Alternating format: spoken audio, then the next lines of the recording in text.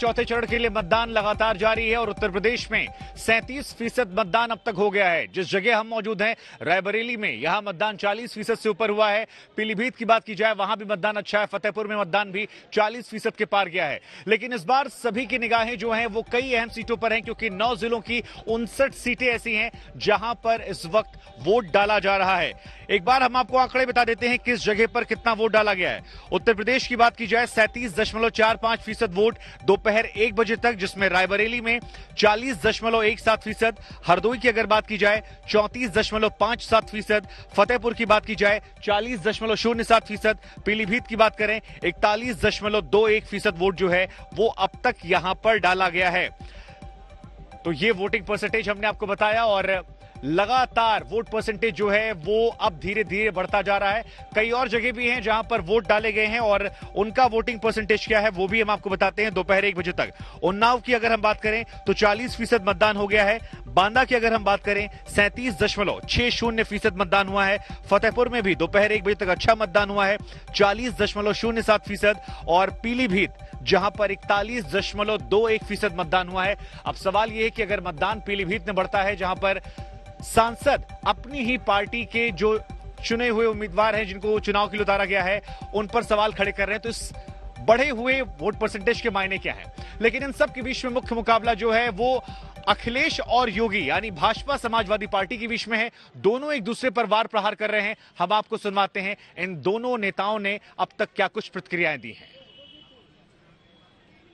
Samajwadi party जब सत्ता में आई थी 2012 में उसने निर्णय क्या लिया था भाइयों बहनों, उसने पहला निर्णय लिया था हमारे आराध्य भगवान श्री राम के मंदिर पर हमला करने वाले आतंकवादियों के मुकदमों को वापस लेने का। पहला निर्णय इस समाजवादी पार्टी का आतंकवादियों के लिए समर्पित था, चाहे वह आतंकवादी अयोध्या पे हमला करने वाले रहे हो, संकट मोचन मंदिर पर हमला करने वाले रहे हो, और जो कह रहे थे कि गर्मी निकाल देंगे, जो कह रहे थे गर्मी निकाल देंगे, वो पहले दूसरे चरण में ही ठंडे पड़ गए हैं। और जब तीसरे का वोट पड़ा तो उनके तमाम नेता कार्यकर्ता सुन्न पड़ गए हैं। मैंने समाजवादी पार्टी के एक नेता से पूछा, मैंने कहा भी आपने विकास कराया है? उसने कहा क्यों नहीं विकास कराया? कहा कहां विकास है? आपका विकास कहां? मैंने कहा एक्सप्रेसवे, मेडिकल कॉलेज, हाईवे, बिजली। कहा हम भी दे सकते थे लेकिन हमारी समझ में नहीं आ रहा था कैसे देना है। तो मैंने कहा जब तुम समझोगे नहीं, 12 बजे सो के उठोगे, 12 बजे सो के उठोगे, 2 बजे तैयार होते होते 2 बज जाएंगे। बाद में कोई शिवपाल जी जैसा महाविद्वान आदमी जाके समझाएगा और फिर उसके बाद रटी रुटाई 2 बातों को कह करके फिर अपनी बात को आगे बढ़ाओगे तो समझ में आएगा क्या?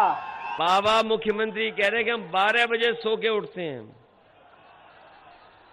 जहां जा रहे हैं वहां कह रहे हैं कि हम 12 बजे सो के उठते हैं। जब से बाबा मुख्यमंत्री ने ये कहा कि मैं 12 बजे सो के उठता हूं, हमने उनके भी घर पर नजर रख ली है। और याशिर साहब जानते होंगे कि हमारा घर और उनका घर एक ही दीवार है। इधर मैं देखता हूं कभी कभी वहां शाम को धुआं उड़ता है।